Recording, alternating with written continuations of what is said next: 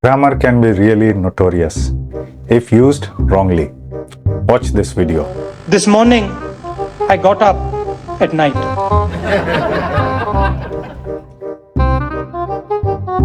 That's right. Also, if you miss or don't use the correct grammar, the whole meaning can change, like this. I like cooking my family with is missing here. Absolutely. Sometimes people invent their own verbs, like I sawed the movie. You saw the movie or you sawed the movie?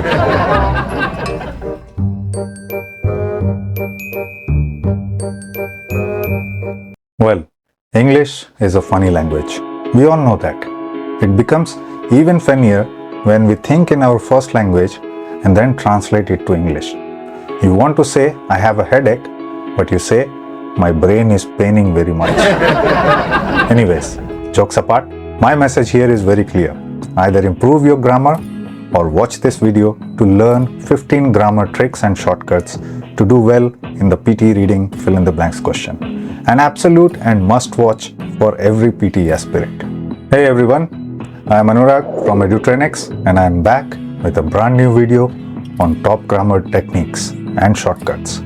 Using them, you really elevate your success rates in the reading fill in the blanks questions.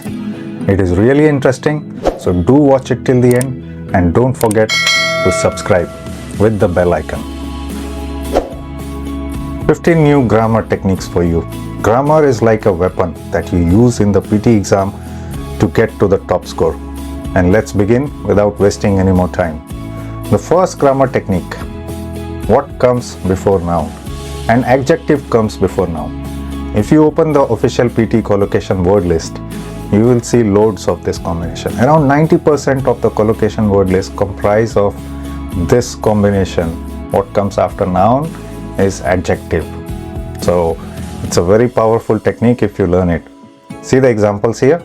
A great city, an unusual talent, a creative idea. So noun is not just limited to person, place or a thing, but it can also be an idea.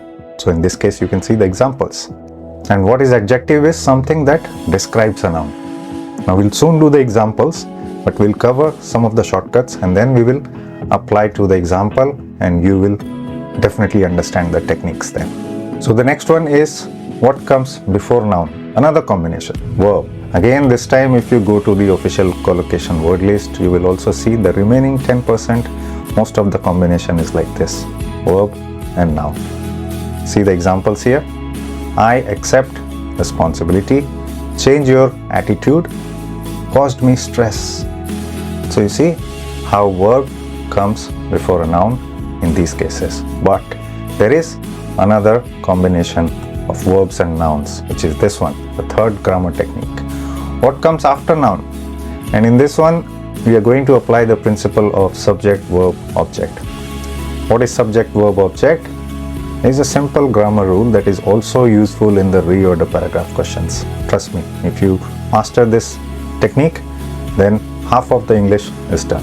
A subject is someone that is doing an action, and verb is the action that the subject is doing, and the object is the receiver of the action from the subject. That's how it works. So you see the combination now. After noun, a verb comes. Tom plays football. He goes to the office. Sam eats his food.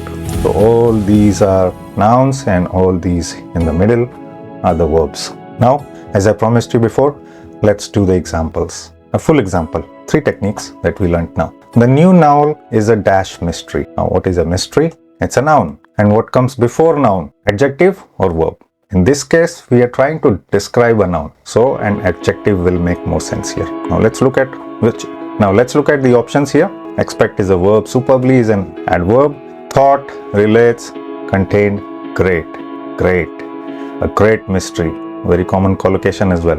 So this is the only adjective here, so we can choose that one. Now look at the next one is towards the end, a dash information related to the mystery.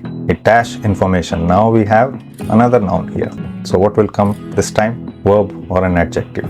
But this looks like describing an action here. So which is why a verb will go here. Let's look at the verbs here. There are a lot of them. Expect is a verb, thought is a verb, relates is a verb, contained is a verb. Now use your common sense. So grammar has helped you to identify which type of word is going to fit. Apply the context, what you understand. Towards the end, it dash information related to the mystery. It contained information, it thought information, relates or expect. It contained information. That's the right answer. Last one is, but people dash more thrill from the book. But people dash. Again, noun. And this time we are going to apply the subject, verb, object. So, but people, and then verb will come. Which verb? We have already used one verb. Expect more, thought more, relates more. Now, time to apply common sense and the context. You can see, expect is the third answer. People expect more thrill from the book. That's how you solve the reading fill in the blanks questions in the exam using these techniques. Moving on to the next grammar technique is what comes after has, have, had. A very common pattern that you will always see in the exam. Absolutely, trust me. Verb 3. Verb 3 is what?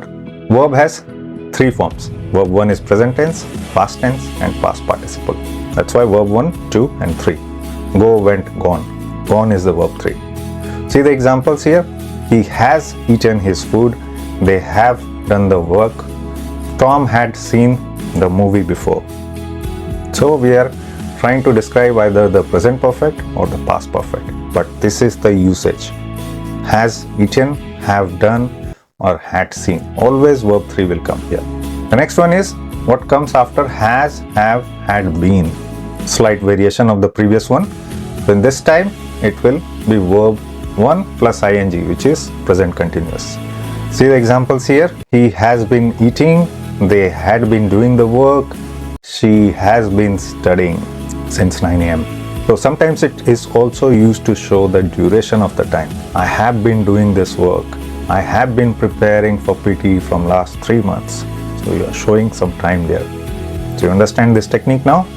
We'll move to the next one, which is what comes after is, was, are, were and am.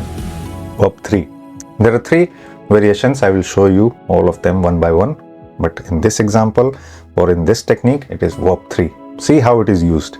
He is called as the king of good times. You know who I'm referring to.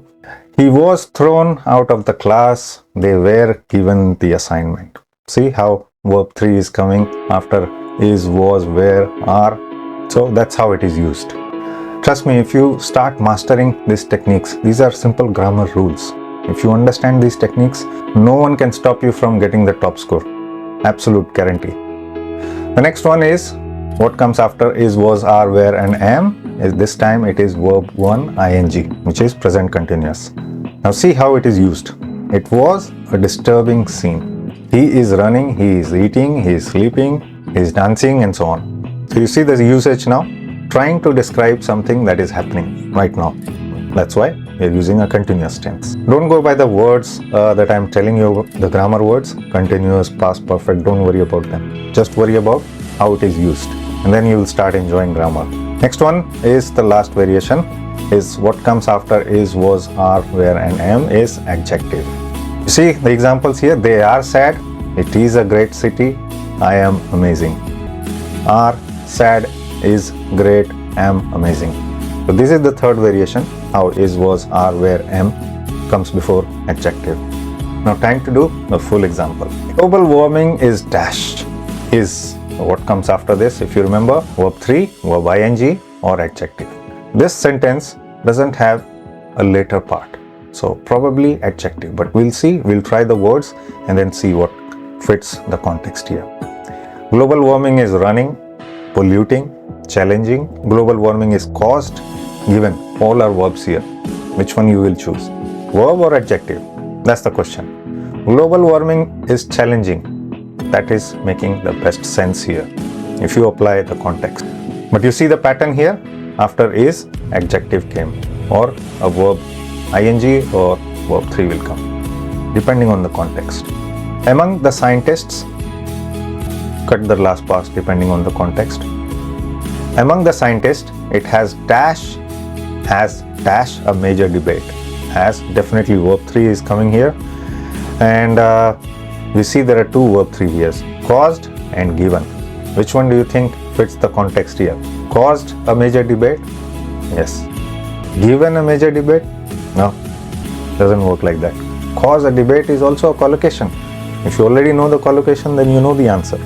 As simple as that. The next one is all the countries were dash. Again, were dash.